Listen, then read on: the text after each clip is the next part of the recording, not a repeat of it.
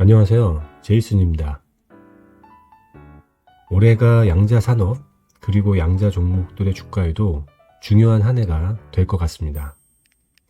우려와 기대가 팽팽히 맞서는 해가 될 것 같은데요. 그래서 오늘은 관련한 양자 산업에 대한 소식들 그리고 양자주 관련 주가에 대해서 얘기를 해보는 시간을 갖도록 하겠습니다. 먼저 기술적인 부분에 대해서 잠깐 얘기를 하고 가면요. 작년에는 양자 컴퓨터 오류 개선에 대해서 여러 진전이 있었다는 점을 말할 수 있을 것 같은데요. 가장 대표적인 소식으로는 구글의 새로운 칩 윌로우였죠. 큐비트 수가 증가할수록 오류가 줄어드는 기술에 대한 내용이었고요. 큐비트 수가 늘어나더라도 오류를 임계값 이하로 낮추기 때문에 계산의 정확도를 크게 향상시킬 수 있었던 기술이었습니다. 그리고 마이크로소프트와 컨티넘은 새로운 큐비트 과상화 시스템과 이온 트랩 하드웨어를 사용해서 14,000번 이상의 실험을 단 한 건의 오류 없이 실행했다고 발표하기도 했었죠. 컨티넘의 H2 트레비온 프로세서를 사용해서 30개의 물리적 큐비트를 4개의 안정적인 논리적 큐비트로 결합하면서 고질적인 문제점인 오류 수정을 해결한 것인데요. 오류율이 높은 물리적 큐비트의 수를 무조건 늘리는 것은 쓸모가 없습니다. 그래서 작년에 구글과 마이크로소프트 그리고 컨티넘이 발표한 내용은 의미가 있었다고 보이고요. 오류 수정에 있어서는 리게티도 84큐비트 양자 컴퓨터에서 리버레인의 양자 오류 디코더를 사용하면서 1마이크로초, 100만 분의 1 미만의 처리 시간으로 오류를 수정하는 데 성공했었습니다. 여기서 디코더는 양자 계산 도중에 큐비트 상태를 측정하고 분석해서 오류를 찾아내는 거라고 보시면 되는데요. 리게티가 이 디코딩 속도를 크게 향상시켰다고 보면 될 것 같습니다. 이외에도 48개의 논리적 큐비트를 가진 중성원자 기반의 양자 컴퓨터를 가지고 양자 오류 수정을 시연한 MIT, 하버드, QLI 기술도 있었고요. 특히 이 기술은 양자 오류 임계값 장벽을 뛰어넘은 구글의 기술과 함께 세계에서 가장 큰 물리학 학회 중 하나인 영국 물리학연구소로부터 혁신적인 기술로 인정을 받았고 학회로부터 수상을 하기도 했었습니다. 이전에도 영국 물리학연구소는 주변 환경과의 상호작용, 방해작용으로 인해서 발생하는 오류가 양자 컴퓨터 발전의 가장 큰 도전이라고 말하기도 했었는데요. 그렇기 때문에 작년 오류율에 대한 진전은 양자 컴퓨터가 단순히 실험용 정도의 도구로서가 아니라 보편적이고 실용적인 문제 해결을 위한 상업적 컴퓨터로 갈 수 있는 가능성을 훨씬 더 높여주는 계기가 되었다고 볼 수 있습니다. 앞으로도 오류율에 대한 진전을 이뤄내는 기업들이 당분간은 주목을 받을 것으로 보여집니다. 그럼 이어서 주가에 대한 얘기를 좀 해보겠습니다. 최근까지 양자주들이 11월 초 대비해서 주가가 많이 올랐다가 최근에 조정을 꽤 받았는데요. 엔비디아 젠슨 황 발언이 주가에 영향을 줬다고 하더라고요.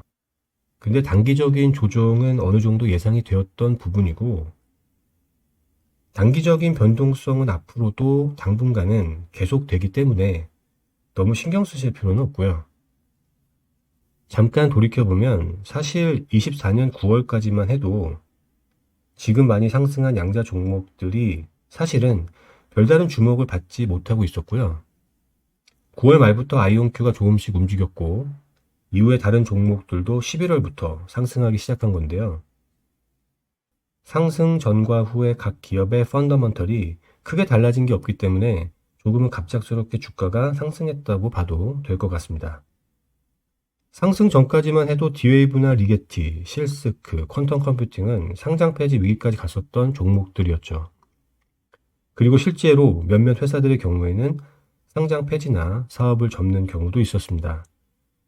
양자 컴퓨터 소프트웨어 회사로 시작한 자파타 컴퓨팅이 증권거래소로부터 상장 폐지 통지를 받은 사례도 있고요.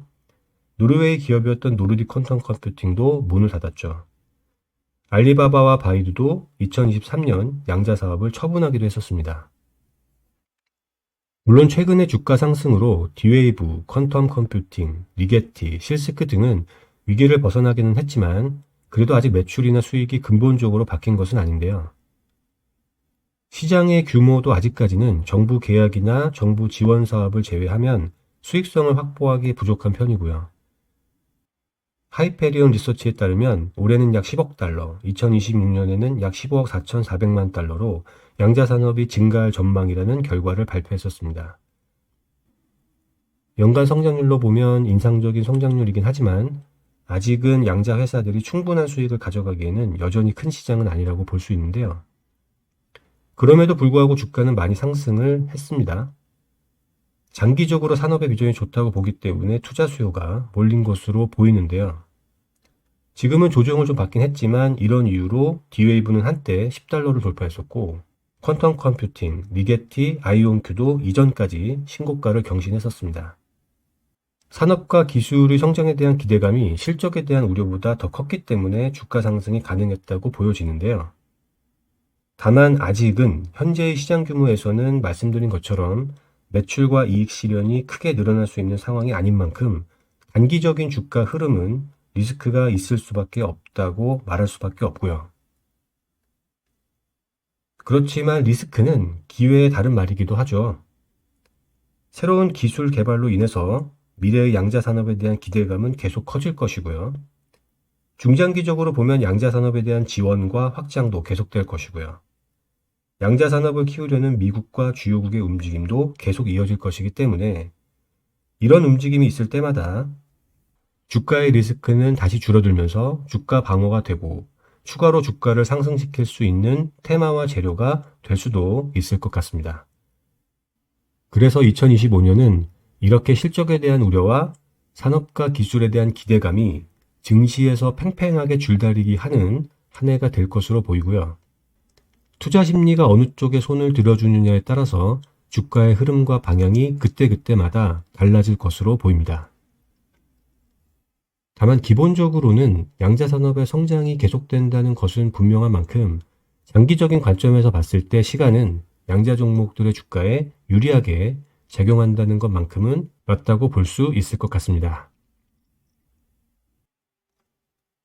그리고 주가 얘기 마치기 전에 올해 추가적인 소식을 하나 말씀드리면 작년에도 제가 잠깐 소개해드렸던 퀀티넘의 IPO 계획인데요. 하니웰의 자회사죠. 이 회사도 기술력이 있고 모회사의 전폭적인 지원을 받고 있는 기업인 만큼 상장이 되면 주목을 많이 받을 것으로 보입니다. 다만 보통 상장 초기에는 주가 변동이 매우 심한 만큼 시점을 잘 보시고 주의해서 투자에 참고하시면 좋을 것 같습니다. 그럼 이어서 미국 정부의 양자산업 지원에 대한 부분, 그리고 주요 도시와 단체의 양자산업 지원과 육성에 대한 활동 내용을 잠깐 보도록 하겠습니다. 작년 12월에 5년 동안 양자 연구와 개발을 촉진하기 위해서 약 27억 달러의 연방자금을 제공하는 내용을 담고 있는 법안이 상원에 제출되었는데요.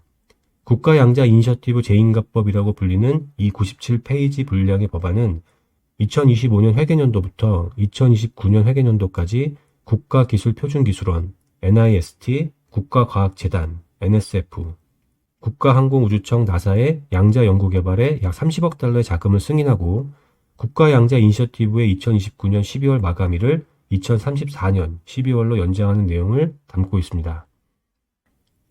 이번 법안의 주요 내용을 잠깐 보면요. 양자 감지, 측정, 엔지니어링 분야 연구를 발전시키기 위해서 최대 3개의 양자센터를 구축하는 방안, 양자 연구와 양자 교육을 위해서 5개의 양자 인력 조정 허브센터와 양자 테스트 베더를 구축하는 방안, 양자 위성통신과 양자 감지 연구를 포함한 나사의 양자 R&D 활동 승인과 지원, 공공부문과 민간의 협력을 가속화하기 위한 방안, 그리고 백악관 과학기술정책실을 통한 미국 동맹국과의 양자 R&D 활동 조율과 협력 지원 등의 내용을 포함하고 있습니다. 제출된 이 법안은 다음 단계로 위원회로 넘어가고요. 의원들은 이 조항을 심의하게 되는 절차를 밟아 나갈 예정입니다. 절차가 다 통과를 해야 집행이 되는 것이고요. 아이온큐, 마이크로소프트, 양자 경제개발 컨소시엄 등이 이 법안의 신속한 통과를 지지하는 성명을 내기도 했었습니다. 그리고 미국 상무성 산하에 국립표준기술연구소가 양자 암호 보안 채택을 추진하고 있다는 소식도 있었습니다. 지난해 미국 국립표준기술연구소 NIST는 포스트 양자 암호 표준에 대한 첫 번째 공식 표준을 발표했었는데요. 양자 암호 시장에도 변화가 예상되는 부분이죠. 국가안보각서를 아주 간략히 보면요. 미국은 2035년까지 양자 위협에 대응하기 위해서 국가 시스템 전반에 걸쳐서 암호화 시스템을 양자 내성암호 PQC로 전환하는 것을 우선한다라고 되어 있습니다. 양자 내성암호 PQC로의 전환이 어려운 작업이고 비용이 많이 들 것으로 예상이 되지만 미국 국립표준기술연구소의 입장은 양자 위협이 생각보다 더 빨리 올 수도 있다고 가정을 했고요. 그렇기 때문에 계획대로 차질 없이 진행한다는 내용을 발표하기도 했습니다. 물론 당장은 빠른 전환이 있을 것으로 예상이 되지는 않지만 결국에는 모든 정부 기관과 대부분의 기업들이 새로운 표준을 충족해야 하기 때문에 앞으로 조금씩 지속적으로 관련 시장은 커질 것으로 보입니다. 마지막으로 주요 도시와 단체에서 양자 산업을 키우기 위한 활동 내용을 보면요. 먼저 콜로라도, 뉴멕시코, 와이오밍 등 여러 서부주에서 활동하는 프로젝트 엘리베이트 퀀텀을 말씀드릴 수 있는데요. 2030년까지 15,000개의 일자리 창출을 위해서 스타트업 육성에 20억 달러의 자금을 지원할 예정이라고 하고요. 일리노이주는 시카고 남동쪽에 수십억 달러 규모의 양자 캠퍼스, 일리노이 양자 마이크로 일렉트로닉스 파크, IQMP를 건설하고 있습니다. 여기에는 수백만 달러 규모의 퀀텀 프로빙 그라운드 건설이 포함되고 이 사업에는 싸이퀀텀이 주축이 될 예정입니다. 그리고 IBM도 IQMP의 국립 양자 알고리즘 센터를 설립하고 양자 시스템 중 하나를 이곳에 위치시킬 계획이라고 발표하기도 했었습니다. 여기서 참고로요, 싸이퀀텀과 퀀텀 싸이는 다른 회사입니다. 양자 회사는 퀀텀 싸이가 아니라 싸이퀀텀이라는 점도 참고하시기 바랍니다. 그리고 독일에서도 미넨 퀀텀 밸리라고 해서 3개의 초전도 시스템과 1개의 이온 트랩이 설치되어 있다고 합니다. 이외에도 많은 지역에서 양자 산업을 육성하기 위해서 움직이고 있는 중이고요. 앞으로 이런 움직임은 점점 더 활발해질 것으로 보입니다. 정리를 좀 하면요.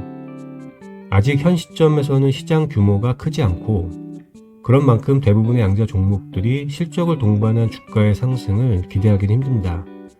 리스크도 크고요.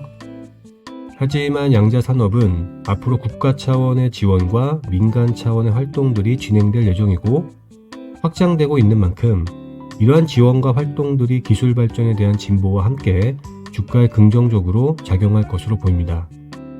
올해 양자주는 우려와 기대가 공존하는 2025년이 될 것 같고요. 물론 단기적인 리스크는 크지만 그 리스크를 하나씩 넘어가다 보면 말씀드린 것처럼 시간이 지날수록 주가는 양자 종목에 유리하게 작용할 것으로 보입니다. 장기적으로는 전망이 좋은 만큼 조금씩 꾸준하게 접근하시는 것이 가장 좋은 방법이 아닐까 생각합니다. 좋은 하루 되시기 바라고 다음에 또 뵙도록 하겠습니다. 감사합니다.